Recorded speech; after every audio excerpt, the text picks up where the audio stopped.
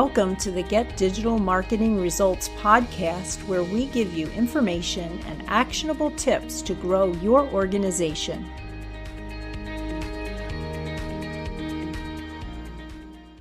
Hi, I'm Bob Clark. And I'm Donna Body. We're with Delos Inc., and we make the web work for you.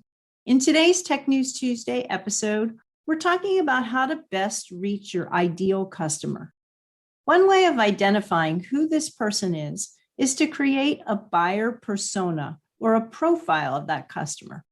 Buyer personas describe traits like age, profession, gender, income, location, desires, values, and pain points. Yes, and this is a great starting point for creating your messaging. I've heard you should give your persona a name and a photo too, so that you have someone exactly in mind. You can do that, but it's not necessary. And sometimes people get hung up on trying to come up with that name and photo.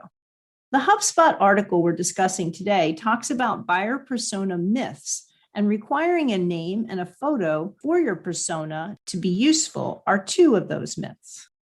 Feel free to skip those if it doesn't do anything for you. Another myth is that character traits are enough to create that picture of your ideal client. But what none of those traits tell you is why that person buys your product. Right. Instead of segmenting your customers only on their demographics and character traits, a better approach is to think about what they're trying to accomplish when they buy your product or service. This approach combines the problem they are trying to solve with a person's characteristics. This sounds a lot like the alignment concept we teach, where your message, the product or service you're offering, and your ideal client and their problems have to be in sync for the best results in your marketing.